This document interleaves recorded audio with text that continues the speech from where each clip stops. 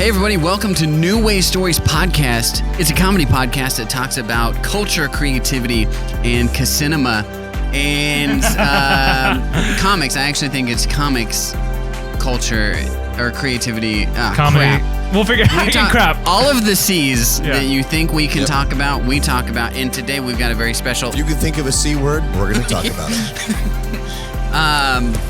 Today we have a very special guest. We actually can't say his name because he's in witness protection. If you are on video, you can see that his face is all shadowed out, and we'll try to work on. We'll try to work on the. I'm not in witness protection. I'm just doing one of those videos about losing weight. Before witness started, that's. I was extremely overweight, but then I started the program. Gaffigan has a great bit on that. He's like, they blur the face on like obesity in America or whatever. He goes, he knows it's him. He goes, that shirt looks familiar. Oh crap! You go, like, go to work. You go, hey Bill, saw your fat butt on the news. Like, I know. Yeah, awesome. That's exactly the bit that I was copying. So here's the thing: we're gonna talk about being romantic. What? Not in a relational sort of way. We'll save that for Valentine's Day. But we're going to talk about ideas, movies, culture, all of like romanticizing the old things and how we judge them differently than how we judge new things.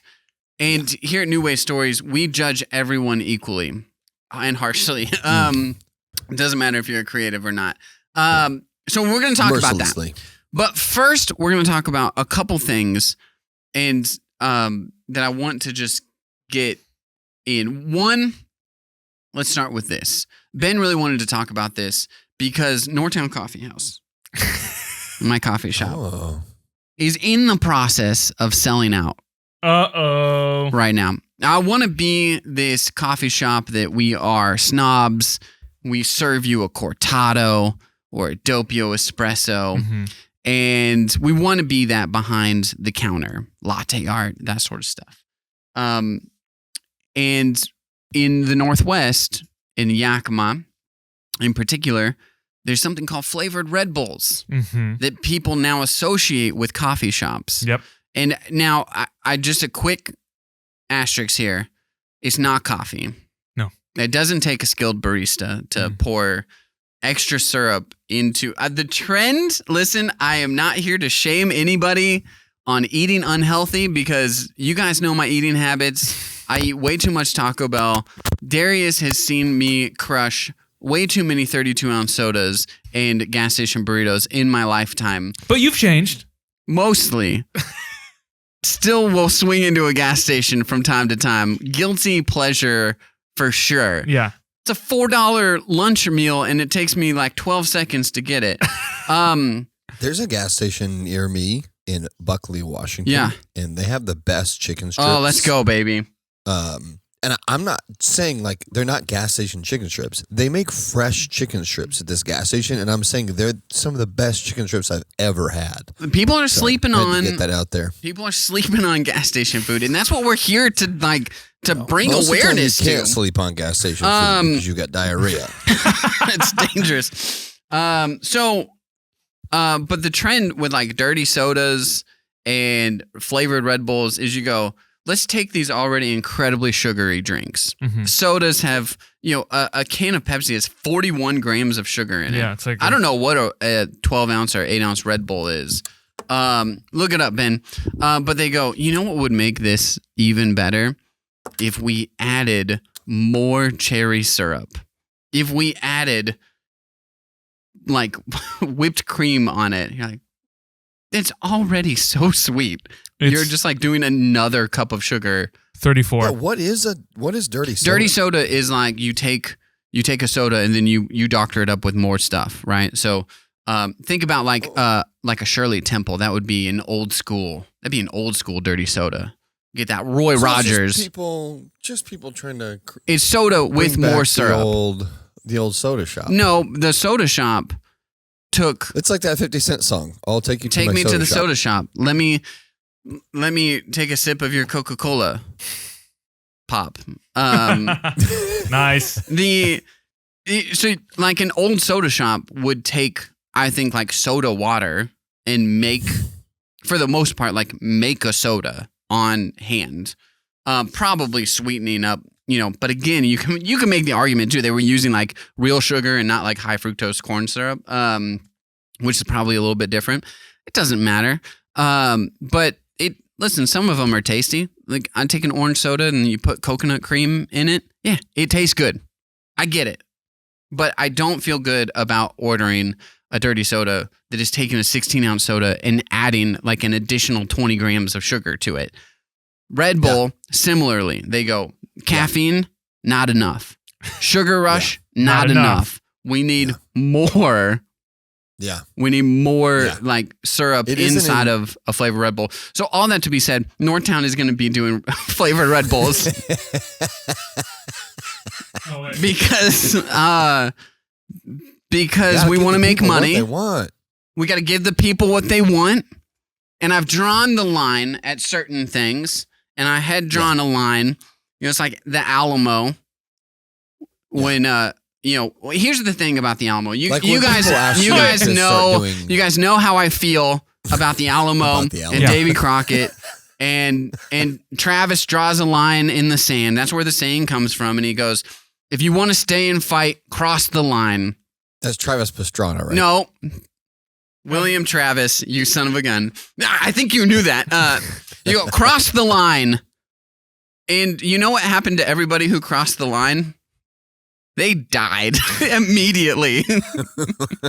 They go, and there's one guy who's like deemed a coward that would like ran away in the night. And they go, how can that guy do it? And that was like the one guy who saw the writing on the wall was like, listen, you can draw as many lines in the sand as you want. Like we're 300 people inside of this crappy like old church. And there's like 3,000 people out there. It's not going to work out. And they were like, ye of little faith, you suck. And then they all died. So died. We drew a line in the sand and then we crossed it so that we don't die. That's I think that's the moral of the story from the Alamo. Yeah. Don't draw lines. So just don't draw lines. You don't have to feel guilty about crossing the drawn line if you don't have one. If you don't draw the line. That's which is the way I've always kind of thought about life. Bo Burnham, early Bo Burnham, he had like a little YouTube PSA. He goes, step on a crack, break your mother's back. Turn around and snort that crack, break your mother's heart.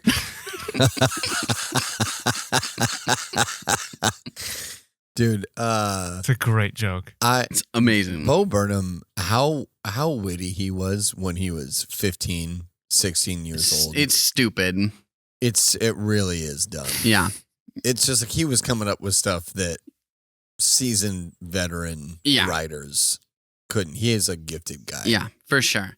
So that's it, man. Northtown's selling out. We're like Nickelback, and love or hate it, man. Nickelback sold billions of records, multi-platinum. Yeah, you don't have to be to the bottom of every bottle after those sales. Also, Creed's back on tour. Is that what you were going to say? I mean, with Daughtry. No, sorry. With Daughtry. With Daughtry, is the funniest. That's what happened. That's how Creed came back. Everyone was like, "Wait, Daughtry thinks Creed is cool." Sorry, American Idolist runner-up Chris Daughtry touring with Creed. Excuse me. Top 5 finalist Chris Daughtry from American Idol, season 12. Yeah, I'll be there. I was trying to think like they're just playing like a crappy Roadhouse show. Like,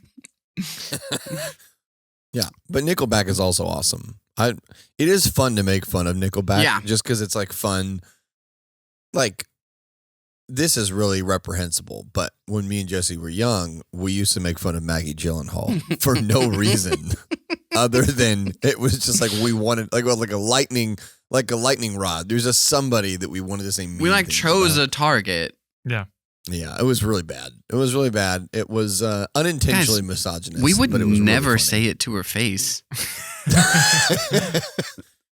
Yeah, guys, we're pro-woman. We would never say mean things about a woman to her face.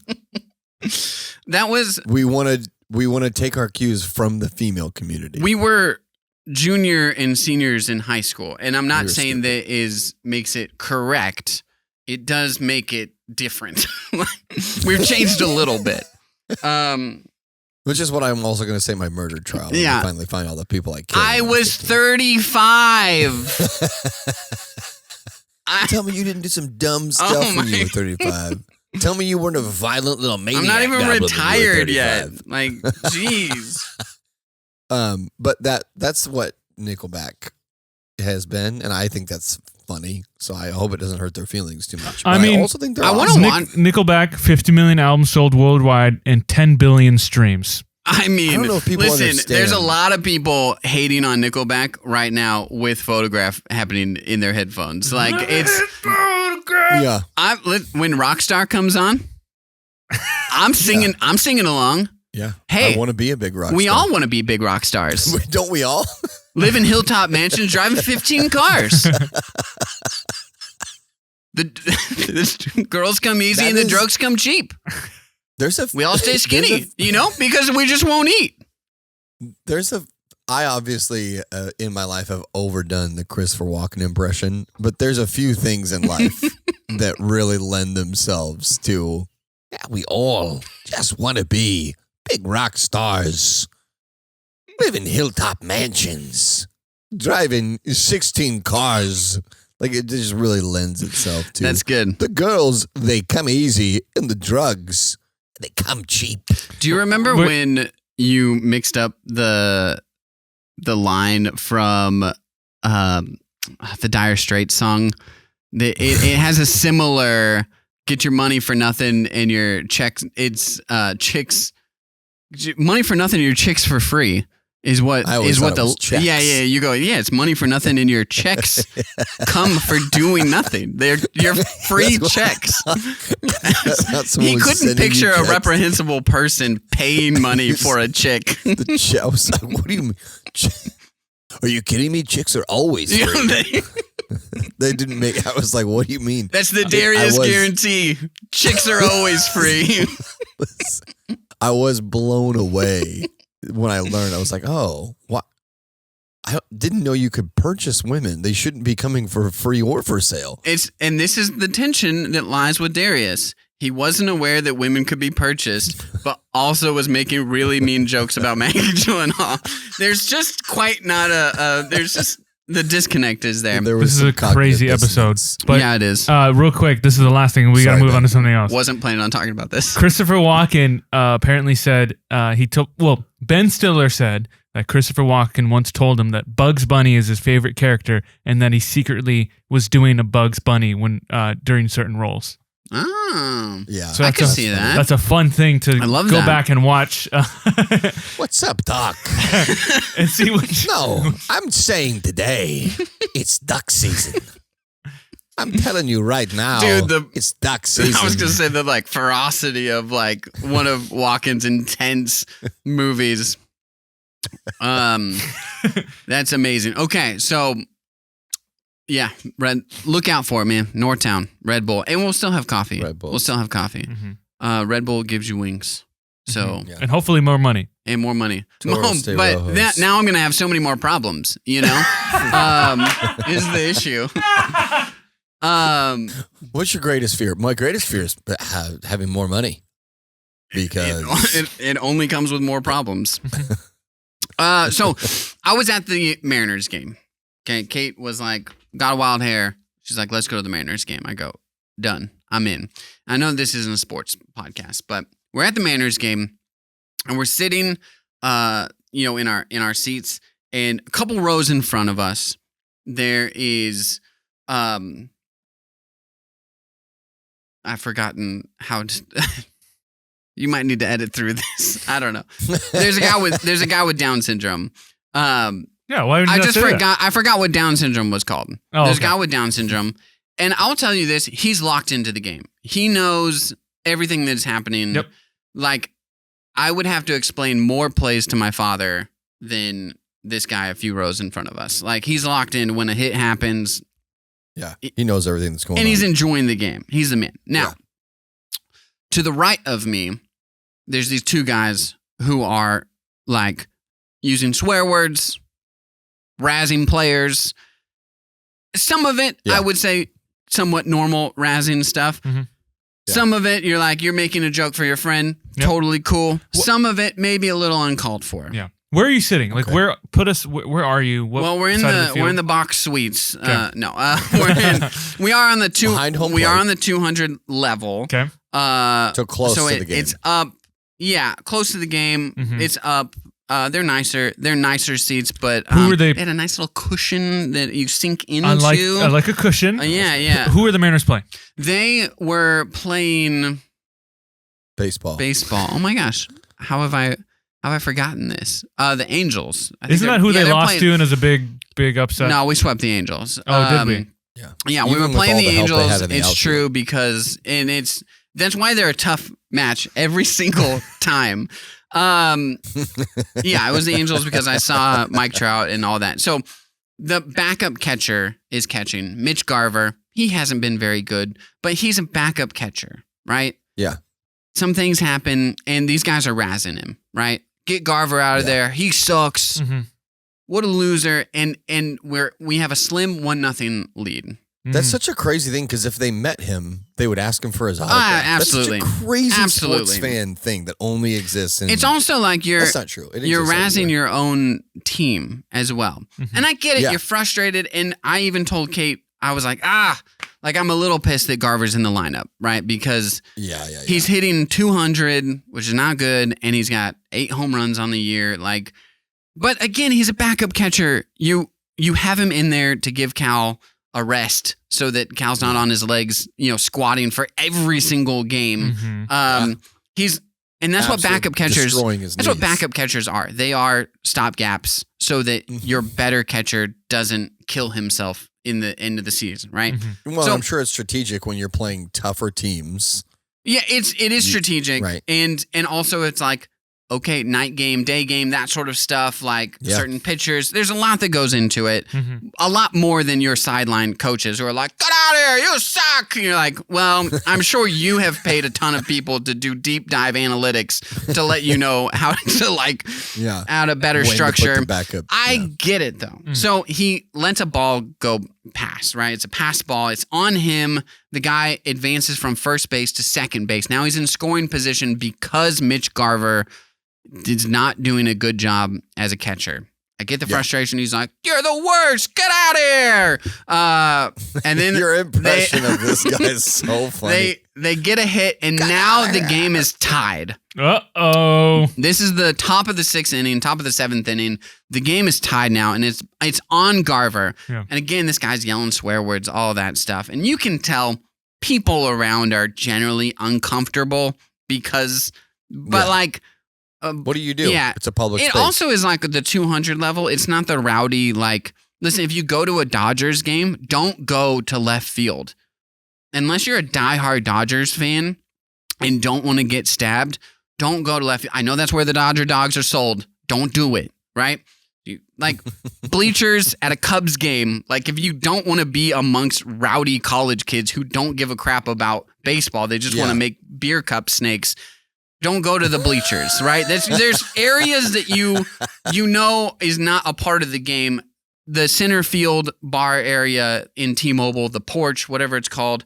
You want to go there, you want to hang out with your friends and not watch baseball? That's where you go. If you're in the 200 level, it is a different area. Like, maybe let's pump baseball. The brakes on your, like... Anyway, I lean over to Kate and I go, boy, wouldn't it be sweet if Mitch Garver hit a home run to, like...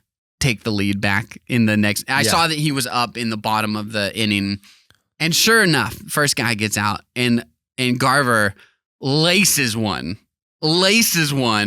to center field. Hits it hard. It's a monster. I think. Yeah, hits it hard, square. It's a monster home run out to center field. Just crushes it, and the guy with Down syndrome, 3 rows in front of us, immediately turns around, locks eyes with the razor, and points at him, and is just like, oh. This guy who sucks and the guy who does he say anything or does he just point he just locks eyes and points. That's and I love it's so good. I was laughing so hard. And the guy who has been giving crap all game is a good sport about it. He's like, like gives the guy a fist bump. Oh, that's awesome. And later he was like, dude, he got me. Like the moment that ball was off the bat, the guy got me. Like he turned around and was like, should we get rid of Garver? Like it was so funny.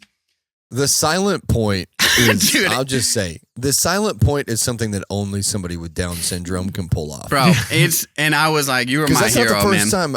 That's not the first time. Like we were friends with we were friends with a couple of kids with Down syndrome in high school. Bro, Nick pulled that game on me all the time.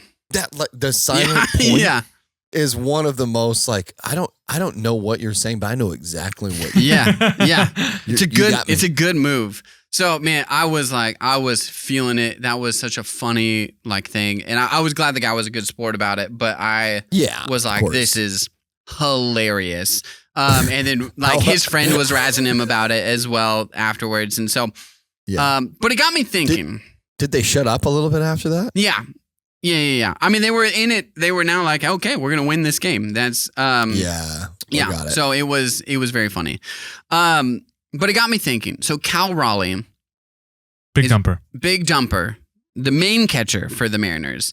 He's on kind of a historic pace right now. He has officially had the best season a catcher has ever had in MLB history. Right? He's hit like 20 home runs more than the next closest catcher.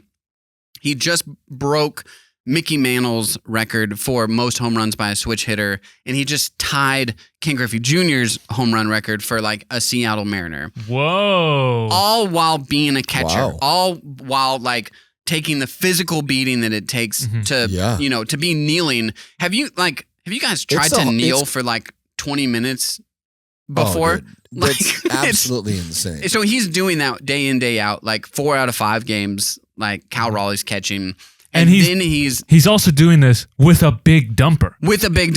And I think that those are helping. I think the big dumper probably is it's helping. The engine for the perpetual squad. During the All-Star game, his dad, during the home run derby, his dad pitched to him, his 15-year-old brother caught, and he won the home run derby, which he was the first catcher to ever win the home run derby. But his dad has like a very old man flat behind. And the announcer was like, he didn't mean it like this, but he goes, well, you can see that he didn't get it from his father. And I go, you can see the flat butt on TV, but now what you're insinuating is that his mom has a big butt. They cut to his mom and it's just Jennifer Lopez. So he's having this historic moment, and he's knocking off players who, for my entire life and since the 60s, have been the best baseball players ever. Yeah. Right? Mm-hmm. And now and now he's at Ken Griffey's record, which is like my childhood hero, and I would be completely fine if I died and Ken Griffey Jr. was still the best Mariner ever. Yeah. You know what I mean? Because I romanticize that. I romanticize that era of baseball in the 90s when I was a kid.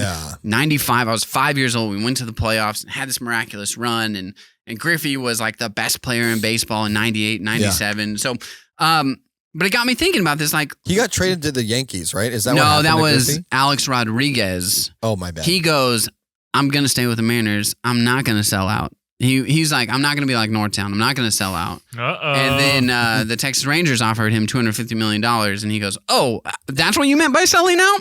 Okay, cool. So he went to the Texas Rangers, and then he went to the Yankees. So did Griffey retire as a Mariner? Griffey went to Cincinnati, which is after the 99 season, which is where he is from. His father played in Cincinnati, and then he came back in 2010 and retired with the Mariners. I had no idea. That's adorable. It's adorable. The Ken Griffey Jr. thing in 1989, him and his father played on the same team. He was a rookie. His dad was like 39. They went back-to-back home runs. Father, son. Cool. Incredible. It doesn't matter.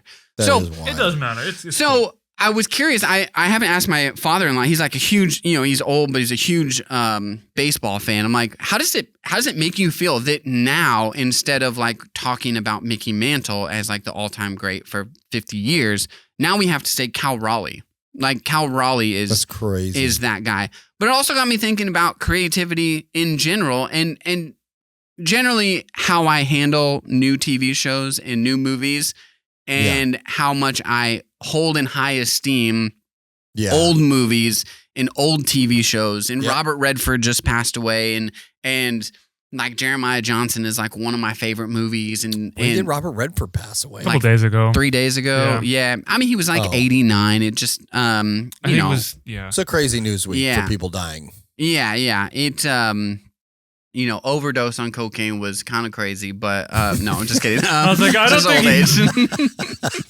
Hey, that was kind of the curveball, but that is funny that's what his doctor said, that his wife was like, do you think it was the cocaine that killed him? And the doctor goes, no. The cocaine here or there, it was old age that got him. It probably kept him going in the later years.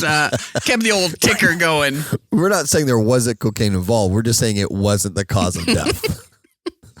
But like looking back on Robert Redford movies, right, and him as a director too, I probably like him more as a director or more films that he directed, Legend of Bagger Vance, River Runs Through It, those sorts of things. That actually is his only Oscar win, apparently, is Ordinary People in the 70s, his directorial debut. Wow. And he was only nominated for, I think, his role in The Sting. He was only nominated once, never won as Best Actor, which is interesting just because I think Robert Redford is such an icon. Yeah. But he was kind of a action star. Yeah, and he ended his career, right, in Marvel movies. Which is interesting. He had I wouldn't count him as an action star. Yeah, I don't know. He created Sundance. Like I think he did films. I think he did films that had kind of like moral stuff to it. Interesting. Yeah. But kind of was not afraid to like not take on. I mean, that's a good point because he's also in what's the name of All the President's Men, where he plays right the people for Watergate, him and Dustin Hoffman. Yeah. But you look back at those movies, especially this is human nature, right? Somebody passes away and you now really romanticize. You go, what an incredible, and I'm not here to say that it's not incredible, right? Right. But I think we view them less harshly. Whenever an in memoriam comes up and you go, wasn't Hulk Hogan the greatest actor of all time? What, like, could we have done without, his contributions to film? No. No. And you go, well, I think we're romanticizing this a little bit. Three Ninjas on, at High Mountain or whatever it's called. High Noon at whatever mountain. Magic Mountain. High Noon at Magic Mountain. Thank you. I think that's right. I think you are right. But yeah, no, it's interesting. I think that do we remember him for ruining the Three Ninjas trilogy, or do we remember him? Just kidding. It's interesting because I definitely fall prey, especially with music. Yeah. To like this music's better because it's from the 70s. Yeah. Like this guitar play, like new guitar players can't be the best guitar players. Yeah. Because Jimi Hendrix is dead. Right. That definitely is a nostalgia that if I hear people comparing contemporary pop to 70s pop, I'm like, oh, well, that's not real music anymore, which is a really asinine thing to say. Totally. Totally. Because for all intents and purposes, the new stuff generally is better, by nature of they stand on the shoulders of the people that came before them. Right. And I would always make the argument from an athlete's perspective. I've always said the new athlete is a better athlete. If you put Babe Ruth with his habits, right? Like with his habits, and I'm not saying if you go, okay, you put Babe Ruth with the same workout and everything, you know, because it's a whole different game. But if you put the Babe Ruth who was playing baseball with the Murderers Row in 1927, like, dude, is he hitting 200? I don't know. I wonder how fast they threw back then. Not 98 miles an hour. They didn't have like junk balls that were like coming from all angles. It's like a 50-mile-an-hour throw, which I still couldn't hit. No, seriously, it probably was like 80s, right? But that's like what high schoolers throw. Yeah. That's why I couldn't play high school. I was like, Little League's a ton of fun. And then they started throwing some heat, and I was like, this isn't fun anymore. That is interesting. You loved baseball. Like, I never really loved baseball, but my older brother loved baseball. My older brother's obsessed with baseball. You loved baseball. Your brother was pretty into baseball. Yeah, and we're all Little League. We would play. I was actually just all the time in the backyard. I was just talking about this with Kate because she was talking about sibling rivalries, right? And older brothers and stuff like that. And I was like, I actually remember we were 6 because Seth was born in 96, right? Yeah. Yeah. So my brother and I had a pretty chill like relationship. We were always kind of friends. And then I was thinking about it and I was like, but we always played as like a group, like in the neighborhood. We would go over and play baseball with Trevor and Bobby. And Bobby's 2 years older than my brother. Something like he's that. 5 years older than me. But he had a little bit of a more traditional older brother role early on in Darius's life. Dude, we were not close at all. It's not that we weren't close. We were extremely contentious. I remember constantly as contentious. 6-year-olds, Trevor's mom is pregnant with Seth.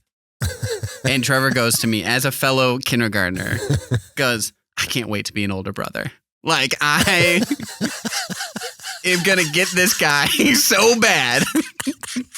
And I was like, yeah, you're absolutely right. You've earned it.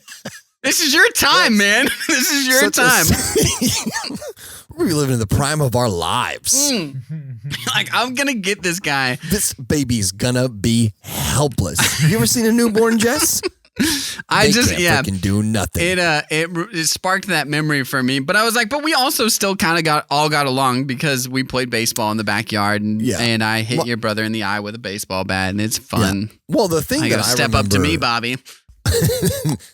I will say, first of all, even to this day, I'm really close with my brothers now. Yeah. Now that we're all adults, it's different. But my older brother was a prototypical brother that was like not nice to me. But then if anybody else was unpleasant to me, he would step up. Totally. Big time.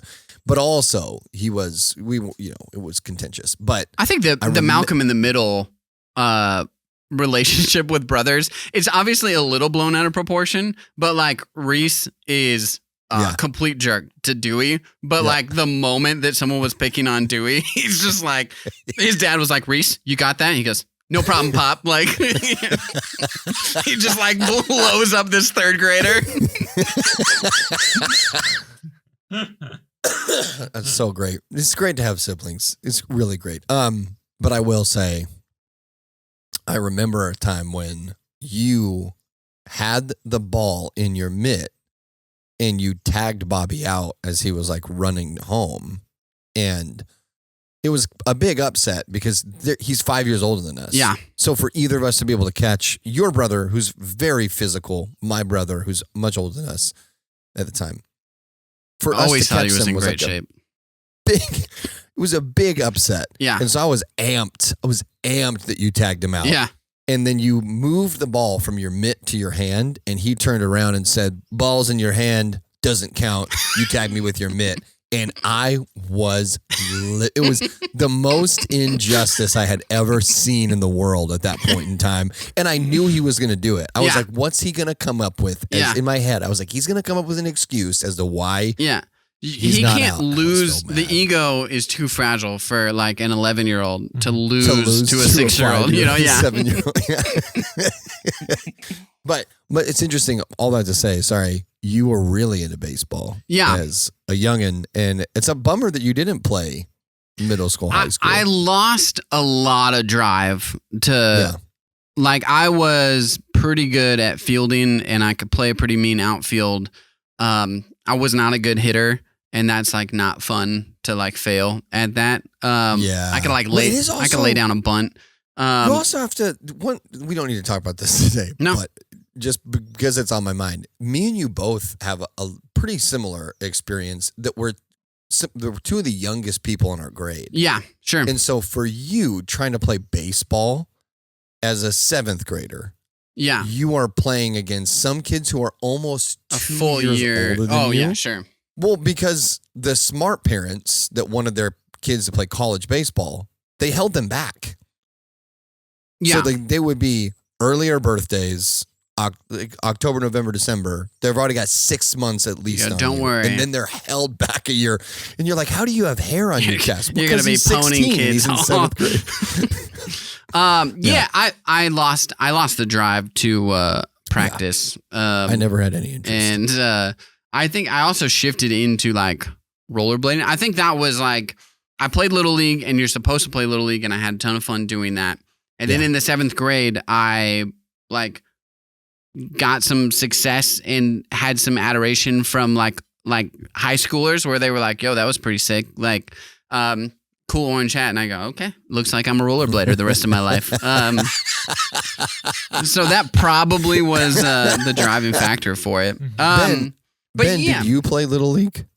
Yeah, I did. I've never been a huge fan of sports. I've never been good at them. But if I had to choose one, it would be baseball. Baseball is like my grandpa's favorite sport, and so. Oh, that's cool. So that's the one I remember the most, and that I would actually like go to games, Mariners games. Yeah, but it's fun. I as a kid, my parents tried me in just about everything, and I was terrible in all of them. Yeah, me too. But then you play music, right? And so that's the thing. My dad didn't want to force me into music, right?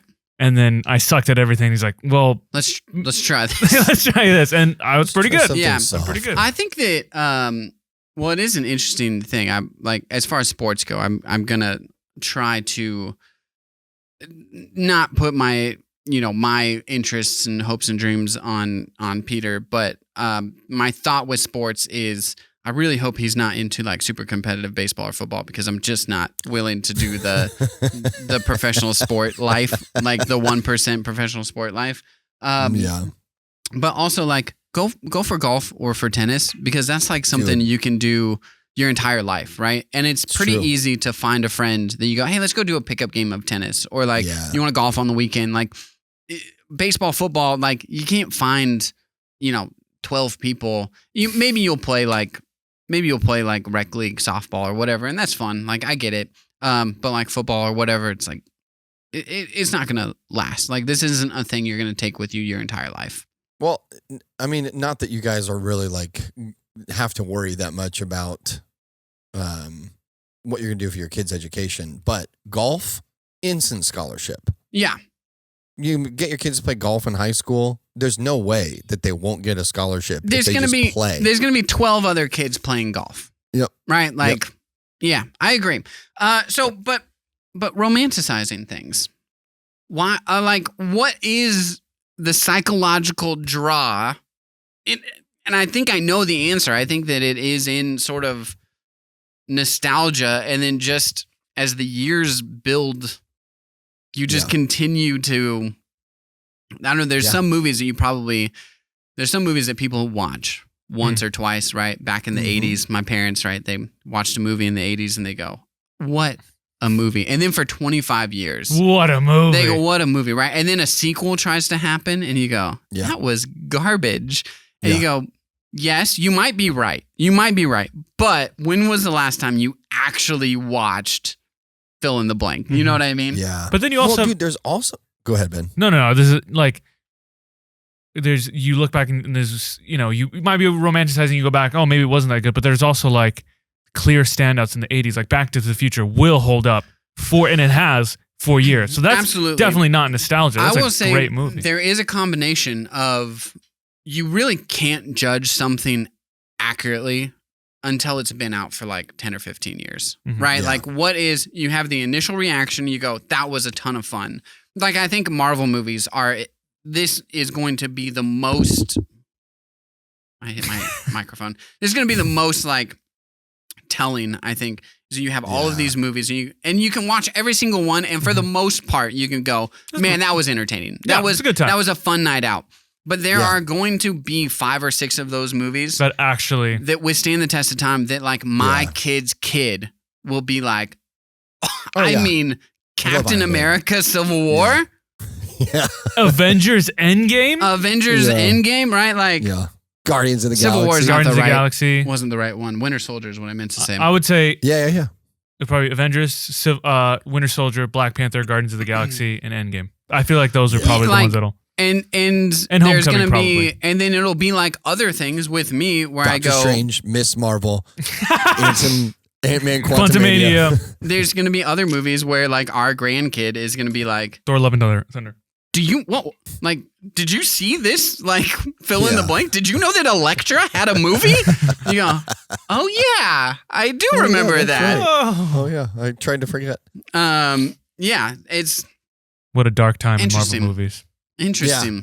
Well, I do think too with the Back to the Future thing, that's part of what happens, right? Is with the nostalgia, part of what happens is it's connected to a developmental stage of your life. Yeah. Like for me, Avengers Endgame is like so weirdly, like everything from Captain America to Avengers Endgame is tied into my personal life in such a crazy, strange way. Yeah. That like when I watched Avengers Endgame, it really was like right at the tipping point when me and Brittany finally hit like some breakthroughs going to therapy. And I was like, our marriage is going to last forever. Yeah. Not that we ever thought we were going to get divorced, but there were like, it was like just so hard. Solidifying moment. Yeah. Yeah.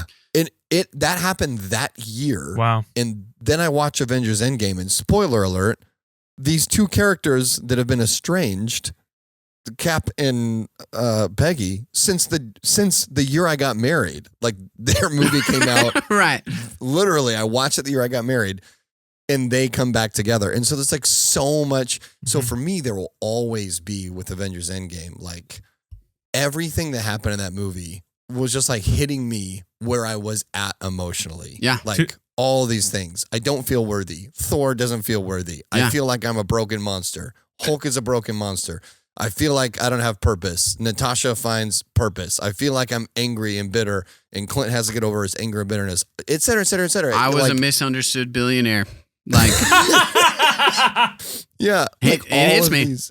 And so there's like all of the when you're a kid and you remember happy times, and you associate some stupid movie from when you were a kid with those happy times. That's what Disney makes their money off of. Yeah. It's like Happy The Little times. Mermaid. Millennials love The Little Mermaid because they got to watch it every day on summer break. Yeah. And every millennial who had any kind of stable home remembers summer break being the greatest thing ever. I was the same with Toy Story. Like it's tough to put another trilogy up against Toy Story because it went like exactly with I was 5 and all of my toys talk and like want the best for me, like incredible. And then just like Toy Story 2 and just the whole theme and all of that, like so entertaining.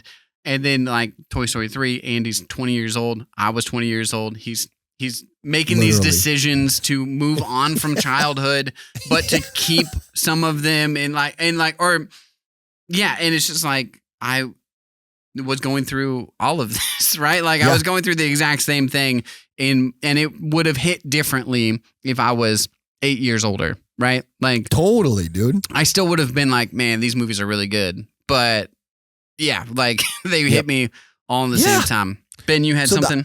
Well, I was going to make the joke that when Darius was watching it and it was like his marriage was him and Brittany were the Avengers assembling.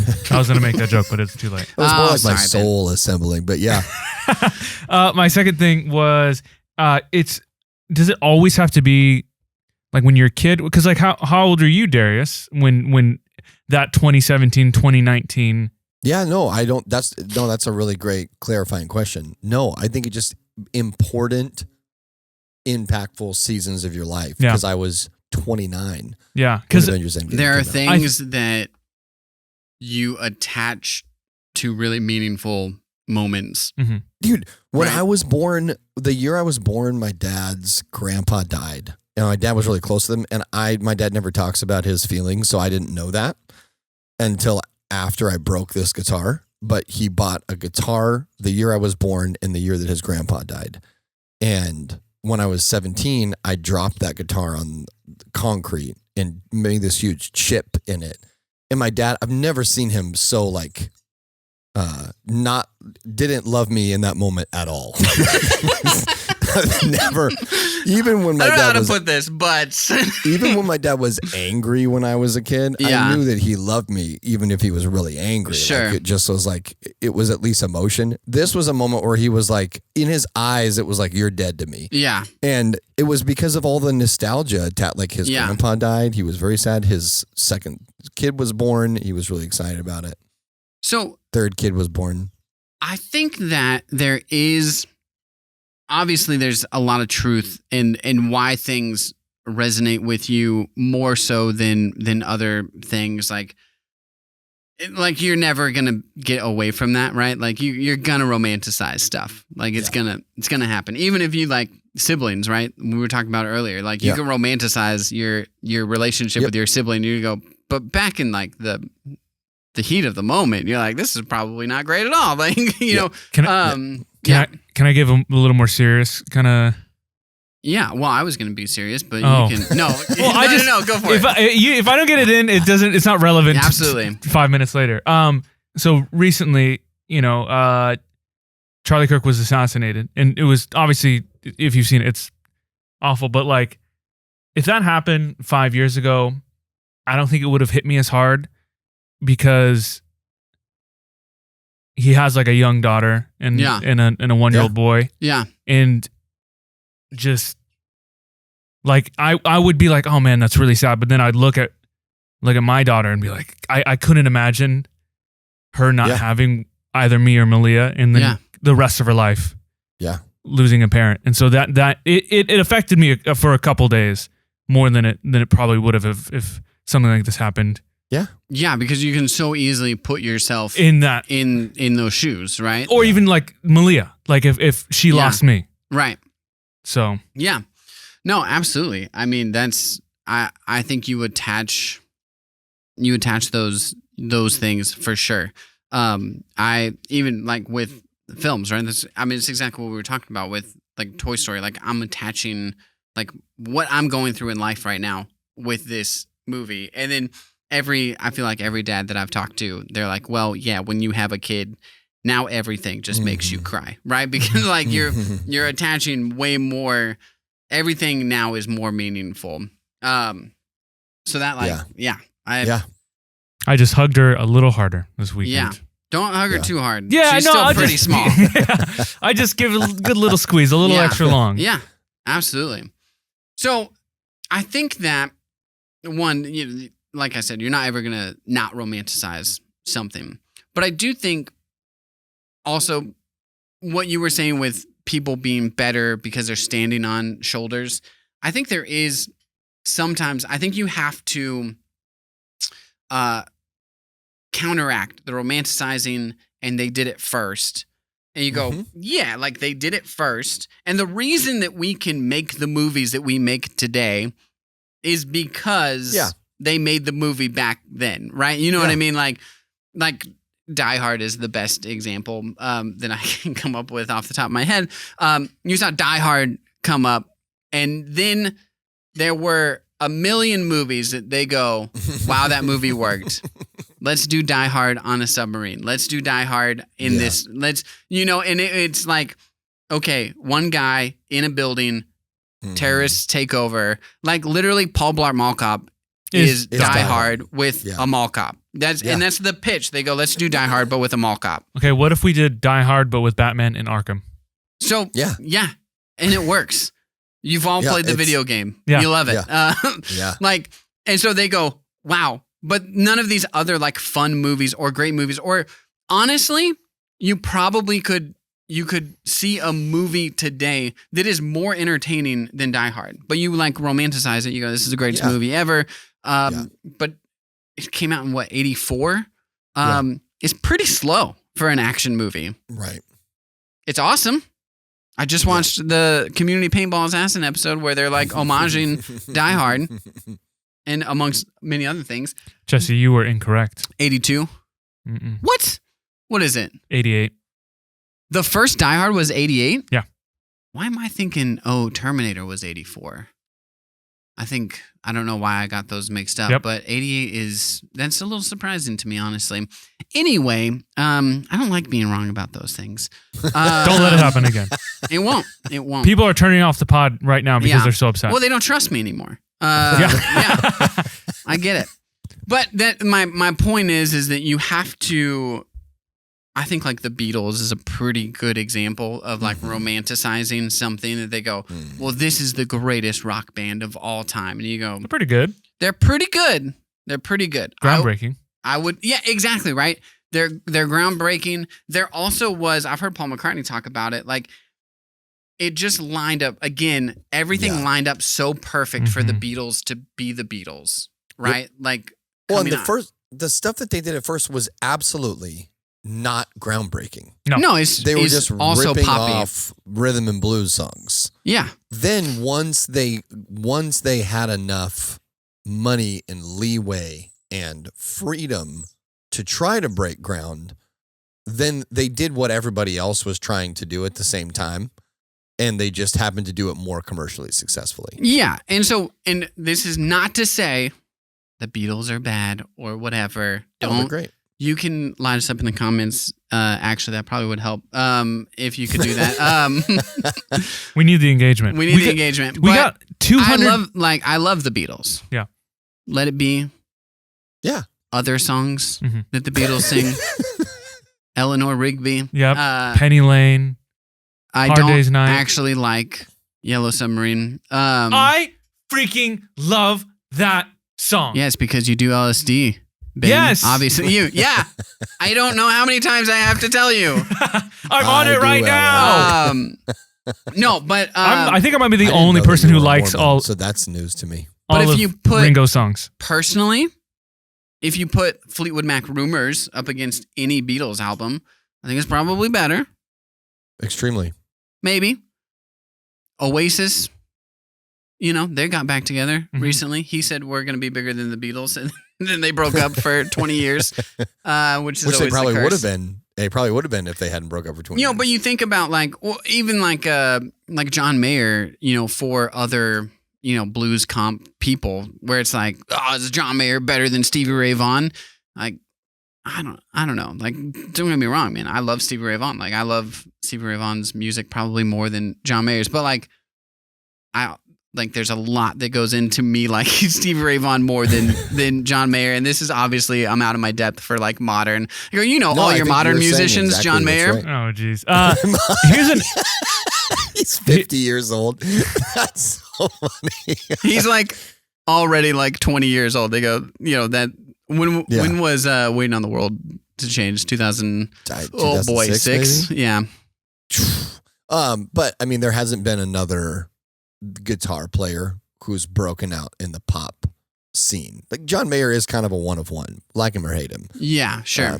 It will be a long time before we ever see somebody. We got it. We're back on track, Darius. People have lost trust in the media. We can't lose trust in New Way. I feel like Jonas tried to, was it Nick and or Joe? Tried to be Nick like a cool like Prince guitar player. Nick, and he's not very good.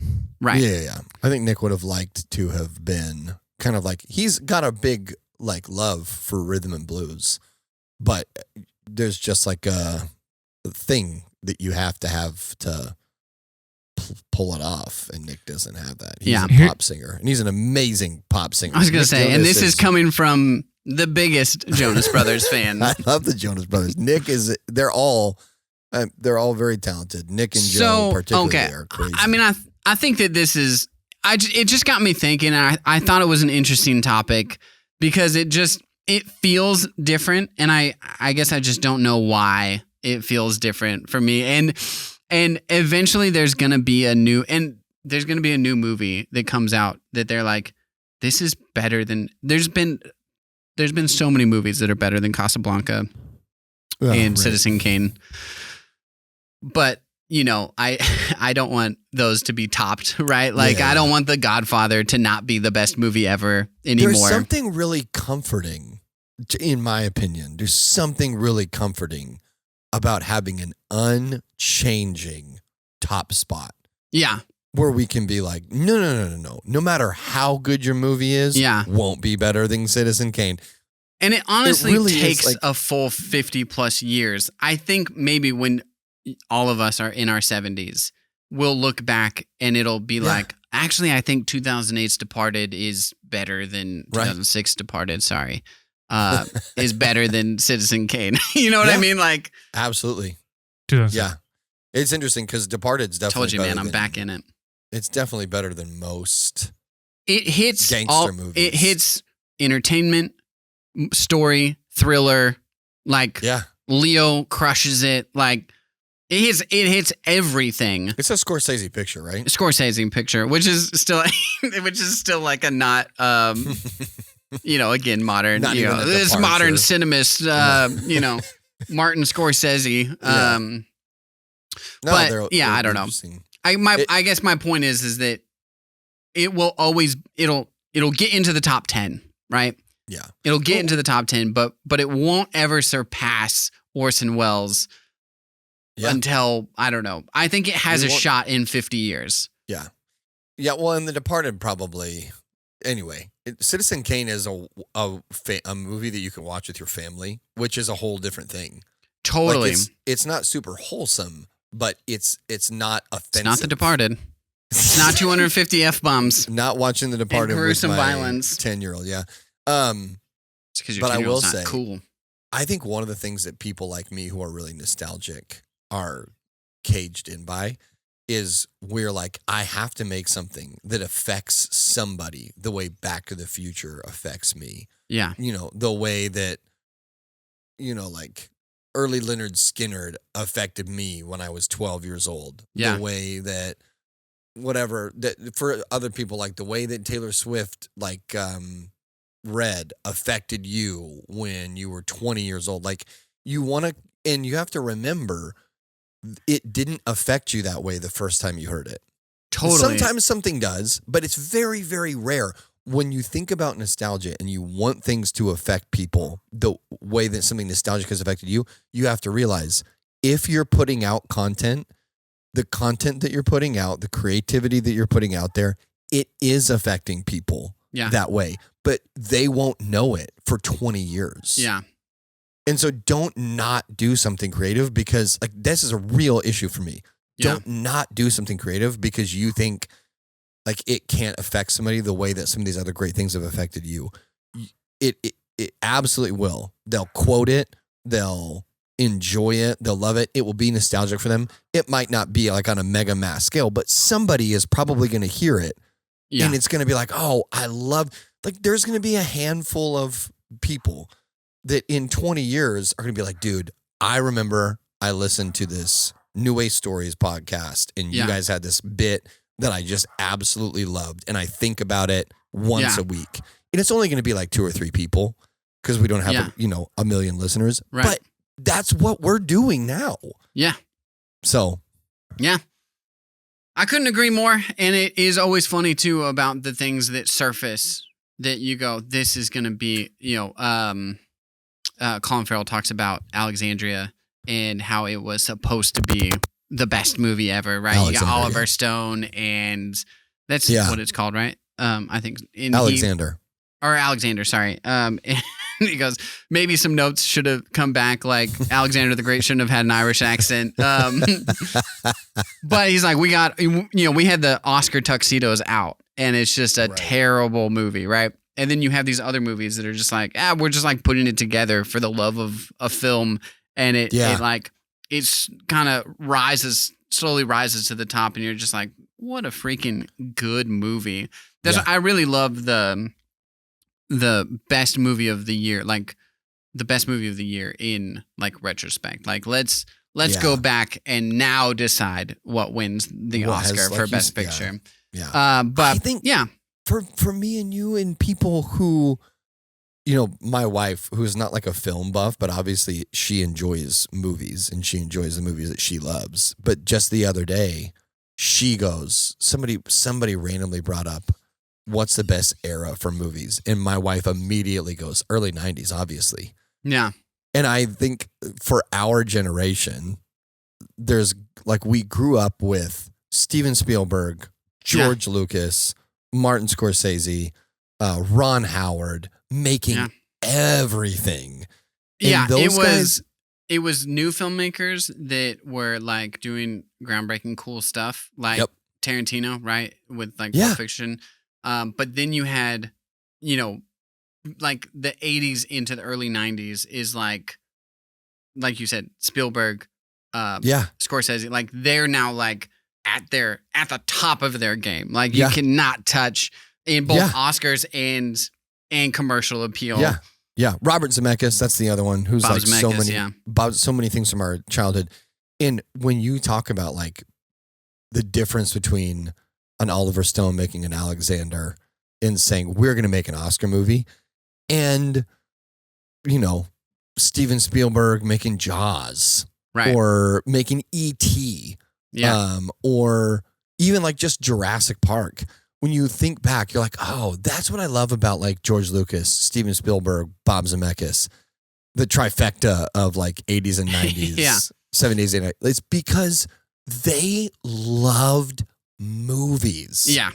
They didn't love it's the Oscars. Generation that loved cinema. They just loved movies. And so not all the time. There's always going to be there's some Steven Spielberg stinkers. Yeah. Is it Secretariat? Was it War Horse? There's always going to be Horse was Spielberg.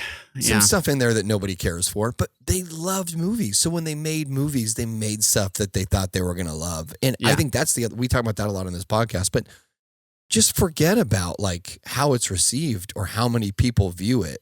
Yeah. Like I just listened to a podcast last night about the Try Guy guy. He started the Try Guy that cheated on his wife. He's doing his own try things. He started his own podcast. It was very awkward. He interviewed his ex-wife. It was rough.